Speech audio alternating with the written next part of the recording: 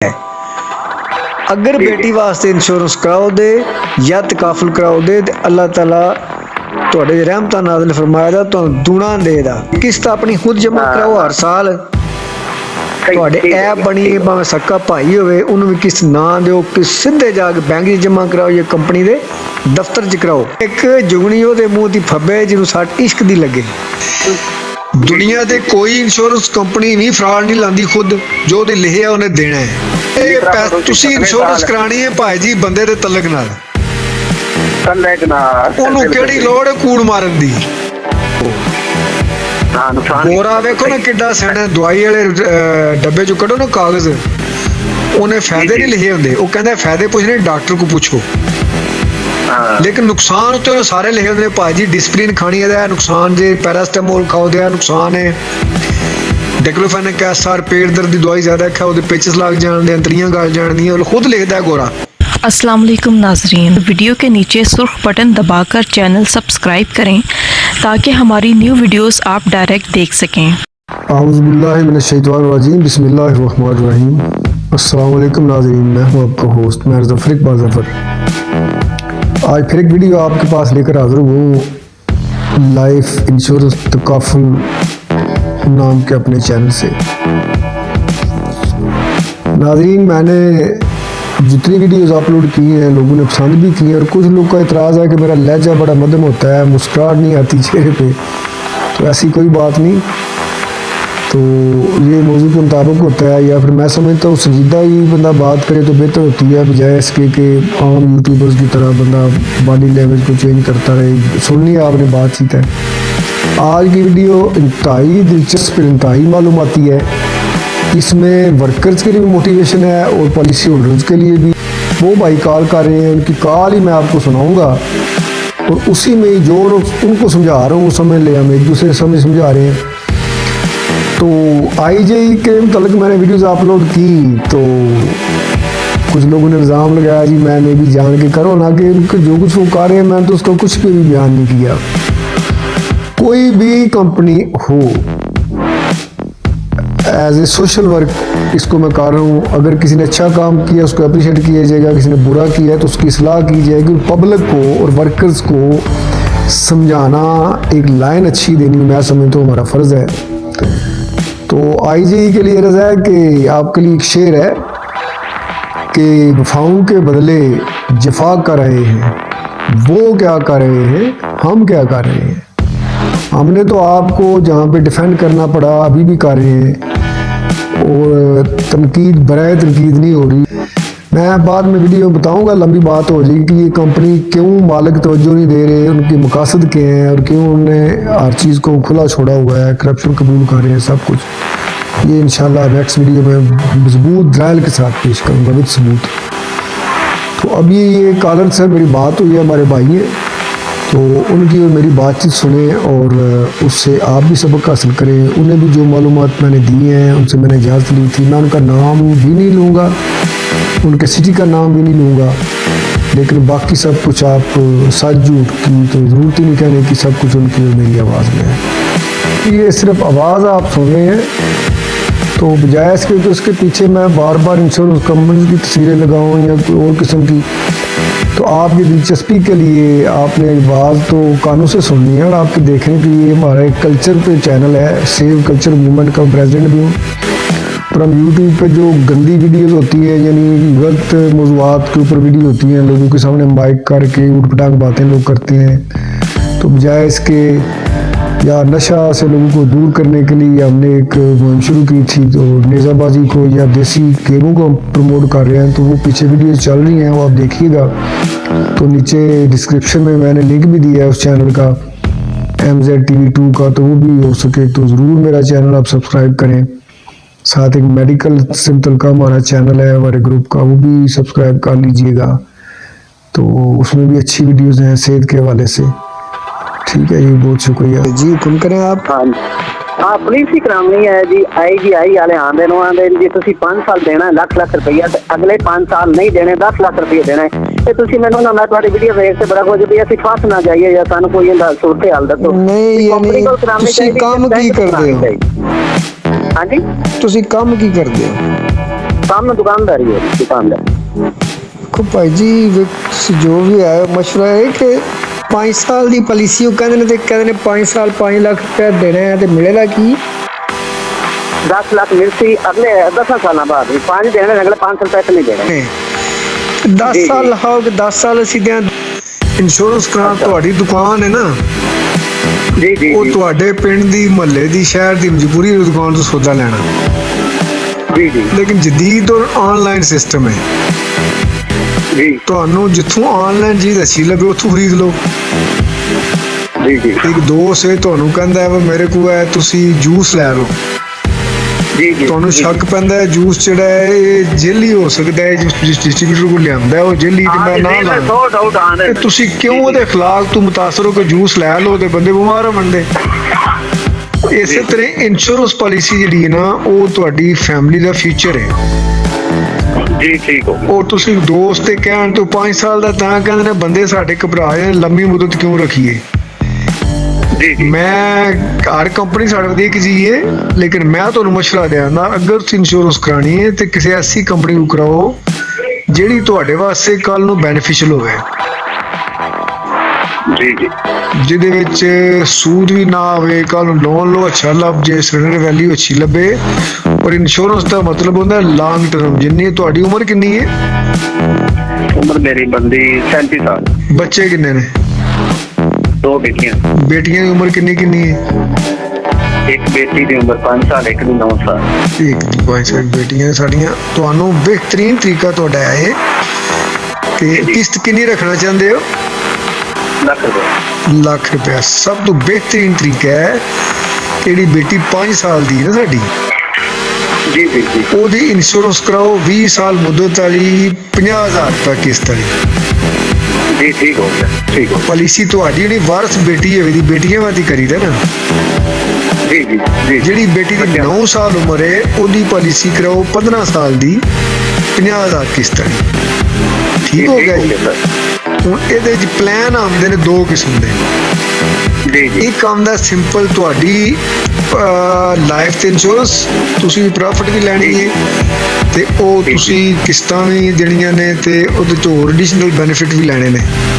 ਠੀਕ ਹੈ ਜੀ ਜੀ ਇੱਕ ਪਾਲਿਸੀ ਆਉਂਦੀ ਇਹਦੇ ਚ ਐਜੂਕੇਸ਼ਨ ਐਂਡ ਮੈਰਿਜ ਪਲਾਨ। ਅੱਛਾ ਪ੍ਰਾਈ ਦਾ। ਹਾਂ ਅਗਰ ਉਹ ਖਰੀਦੋ ਜਿਹਦੇ ਚ ਕੋਈ ਬਲੰਡਰ ਮਾਰਦੇ ਨੇ ਉਹ ਉਹਦੇ ਚ ਕੋਈ ਖਾਮੀਆਂ ਨੇ।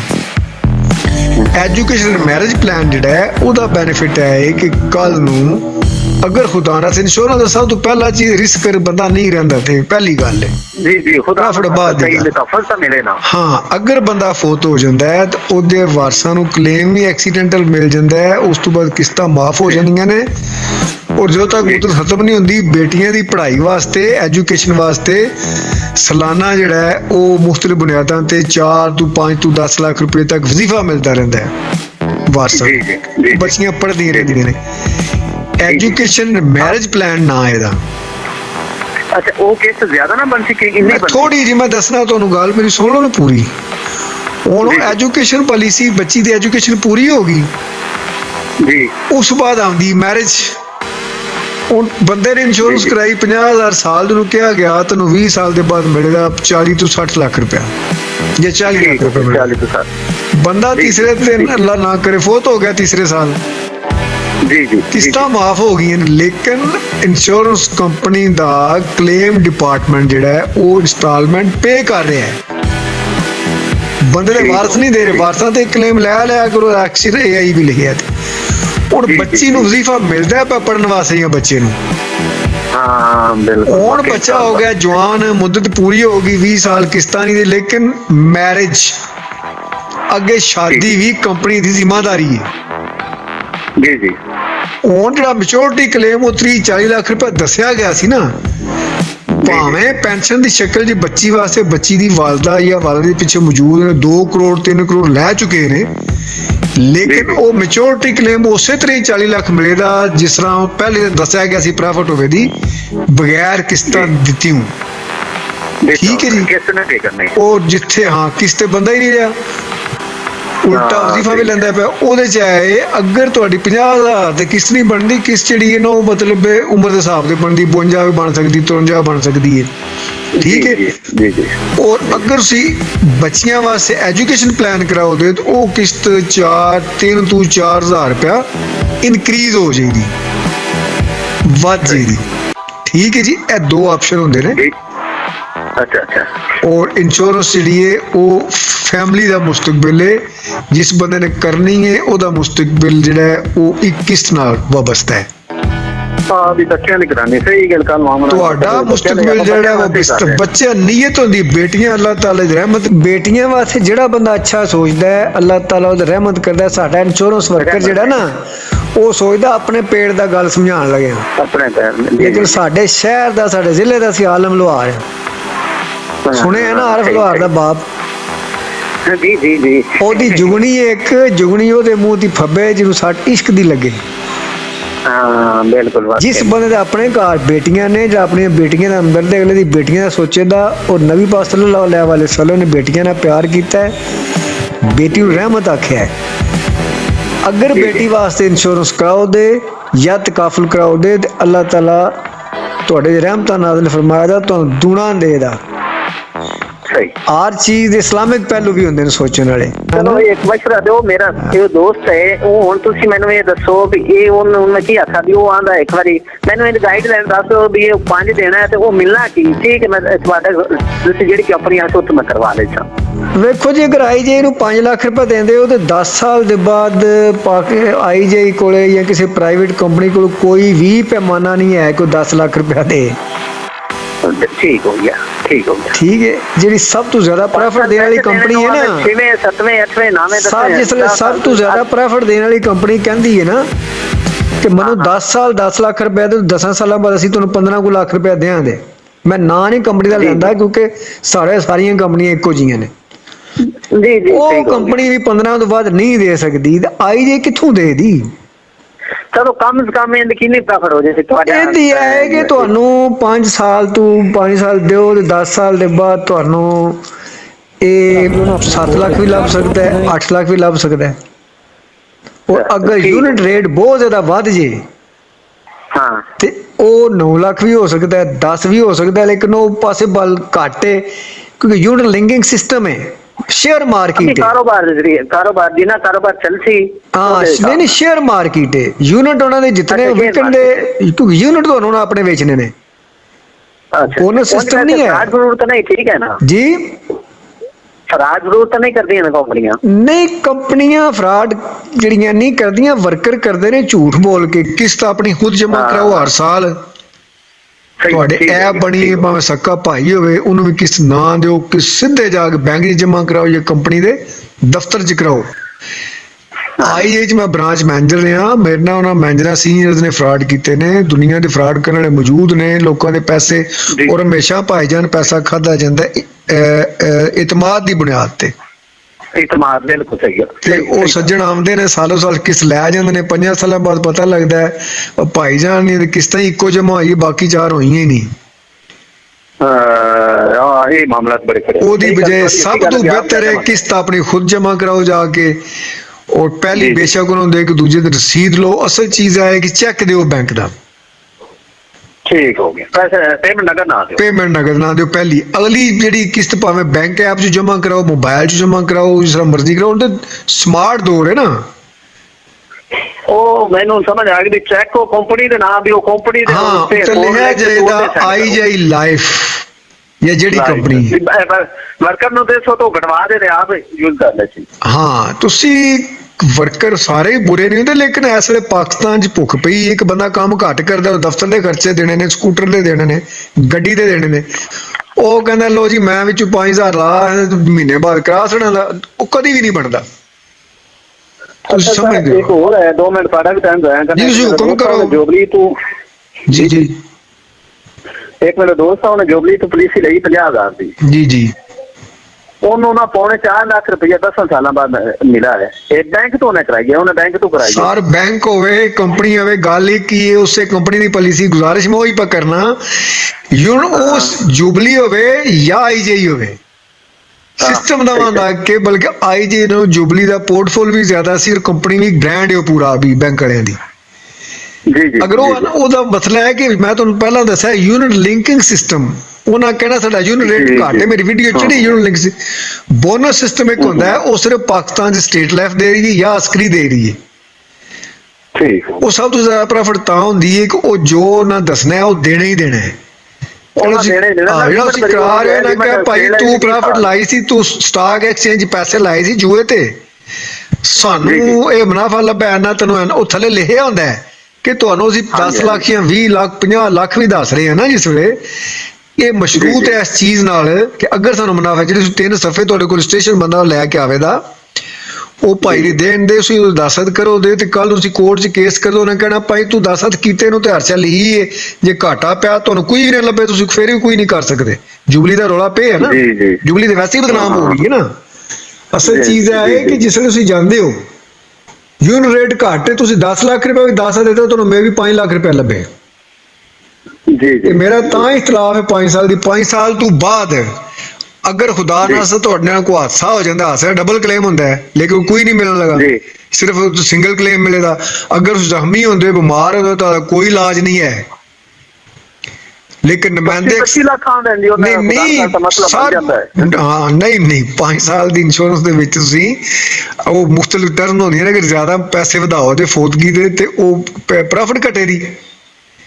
ਲੇਕਿਨ ਅਮੂਮੀ ਤੌਰ ਤੇ ਅਗਰ ਵਿੱਚ ਫੀਸ ਪਾਈ ਹੋਵੇ, ਐਕਸੀਡੈਂਟ ਨਾਲ ਮੌਤ ਹੋਵੇ, ਡਬਲ ਕਲੇਮ ਹੁੰਦਾ ਬੰਦੇ ਦਾ। ਅਗਰ ਬਿਮਾਰ ਹੋ ਜਾਂਦੇ ਹੋ ਇਲਾਜ ਆਸਾਨ ਉਹਦੇ 'ਚ, ਕਿ ਮੈਂ ਹਰ ਕੰਪਨੀ ਨੂੰ ਜਾਣਦਾ ਇਲਾਜ ਆਸਾਨ ਮੁਆਹਦਾ ਹੁੰਦਾ ਹੈ ਕਿ ਭਾਈ ਜੀ ਤੁਸੀਂ ਸਾਲ ਦਾ 2 ਲੱਖ ਰੁਪਇਆ ਇਲਾਜ ਆਸਾਨ ਲੈਣਾ ਹੈ, 3 ਲੱਖ ਲੈਣਾ ਹੈ, 4 ਲੱਖ ਦਾ ਲੈਣਾ ਇਲਾਜ, ਉਹਦੀ ਲੈਦਾ ਫੀਸ ਵਿੱਚ ਪੇ ਕਰਨੀ ਹੈ।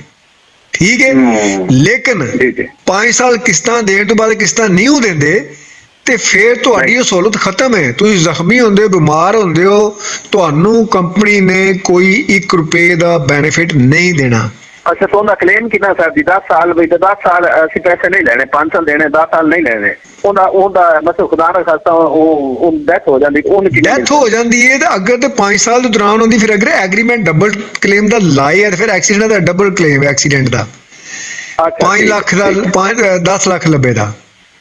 ਲੇਕਿਨ 5 ਸਾਲ ਤੋਂ ਬਾਅਦ ਡੈਥ ਹੁੰਦੀ ਹੈ ਨਾ ਅਗਰ, ਤੇ ਫਿਰ ਡਬਲ ਕਲੇਮ ਨਹੀਂ, ਫਿਰ 5 ਲੱਖ ਹੀ। ਫਿਰ ਨੁਮਾਇੰਦੇ ਝੂਠ ਬੋਲਦੇ ਨੇ, ਜਦ ਕਿ ਤੁਸੀਂ ਇੱਕ ਕੰਪਨੀ ਨੂੰ ਆਖਿਆ ਤੁਸੀਂ ਬਿਜਲੀ ਦਾ ਬਿੱਲ ਤਾਰਦੇ ਹੋ ਪਏ, ਬਿਜਲੀ ਇਸਤੇਮਾਲ ਕਰਦੇ ਹੋ ਪਏ, ਬਿੱਲ ਤਾਰਨਾ ਛੱਡ ਦਿੱਤਾ ਤੇ ਬਿਜਲੀ ਦੇ ਬਾਕੀ ਸਹੂਲਤਾਂ ਵੀ ਕੋਈ ਨਾ ਦੇਣੀ ਆ।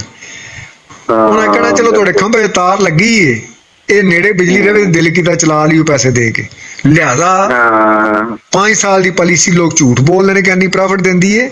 ਸਿਰਫ ਬੰਦੇ ਸਾਡੇ ਇਸ ਨਫਸਿਆਤ ਨਾਲ ਖੇਡਦੇ ਨੇ। ਸਾਡੇ ਬੰਦੇ ਕਹਿੰਦੇ ਨੇ ਜੋ 20 ਸਾਲ ਕਿੰਨੇ ਵੇਖੇ, 10 ਸਾਲ ਕਿੰਨੇ ਵੇਖੇ, ਤੋ ਚੱਪਾ ਜੀ 5 ਸਾਲਾਂ ਦੀ ਕਰਾ ਲਓ ਤੇ ਬਕਾਇਦਾ ਲਿਖਿਆ ਹੋਵੇ ਦਾ 5 ਸਾਲ ਦੀ ਇੰਸ਼ੋਰੈਂਸ ਨਹੀਂ ਹੈ। ਅੱਛਾ, ਫਰਕ ਕੀਤਾ 10 ਸਾਲ ਦੇਣੇ, ਲੱਖ ਰੁਪਏ 10 ਸਾਲ ਹੋ ਗਏ ਤੇ 11ਵੇਂ ਸਾਲ ਕਿਤਨੇ ਲੱਗ ਸਕਦੇ? ਫਿਰ ਤਕਰੀਬਨ ਤੁਹਾਨੂੰ 20 ਲੱਖ ਹੀ ਮਿਲ ਸਕਦਾ ਹੈ। ਅੱਜ ਤੋਂ ਜ਼ਿਆਦਾ ਯੂਨਿਟ ਰੇਟ बढ़ाई ਟੁਰ ਜੇ ਤੇ, ਵਰਨਾ 13 ਲੱਖ ਤੋਂ ਲੈ ਕੇ ਤੇ 15.5 16 ਲੱਖ ਰੁਪਏ ਤੱਕ ਇਹਦਾ ਹੋਣਾ ਹੈ ਵੀ ਤੁਹਾਡੇ ਨਾਲ ਗੱਲ ਕਰਨ ਦਾ ਮਕਸਦ ਵੀ ਨੁਕਸਾਨ ਨਹੀਂ ਹੋਣਾ, ਵੀ ਆਪਣੇ ਮਸਲਨ ਮਿਲ ਜਾ ਸਕਦਾ। ਕੋਈ ਕਹਿੰਦਾ ਵੀ ਤੁਸੀਂ 5 ਮਗਰਾ ਤੁਹਾਨੂੰ ਲੱਭਣਾ ਹੀ ਪਿਆ 10 ਸਾਲਾਂ ਬਾਅਦ 3 ਲੱਖ ਰੁਪਇਆ, ਇਹ ਡਾਊਟ ਮੈਨੂੰ ਪਾਇਆ ਗਿਆ। ਨਹੀਂ, ਉਹ ਯੂਨਿਟ ਲਿੰਕਿੰਗ ਸਿਸਟਮ ਹੈ ਨਾ, ਉਹ ਤਾਂ ਹੋ ਸਕਦਾ ਨਾ ਇਸ ਤਰ੍ਹਾਂ, ਲੇਕਿਨ ਇੰਜ ਨਹੀਂ ਹੁੰਦਾ। ਤੇ ਵੇਖੋ ਮੈਂ ਆਈ ਜਾਈ ਤੂੰ ਸਖਤ ਨਫ਼ਰਤ ਹੈ ਮੈਨੂੰ, ਉਹਨਾਂ ਮੇਰੇ ਨਾਲ ਬਲੰਡਰ ਕੀਤਾ ਹੈ, ਮੇਰੇ ਨਾਲ ਫਰਾਡ ਕੀਤਾ ਹੈ, ਲੇਕਿਨ ਬਸੀ ਤੇ ਮੁਸਲਮਾਨ ਮੈਂ ਨਹੀਂ ਕਹਿੰਦਾ ਕਿਸੇ ਨਾਲ ਫਰਾਡ ਲਾਈਏ, ਸੀਧੇ ਨੂੰ ਝੂਠ ਬੋਲੀਏ, ਮਿਸਗਾਈਡ ਕਰੀਏ।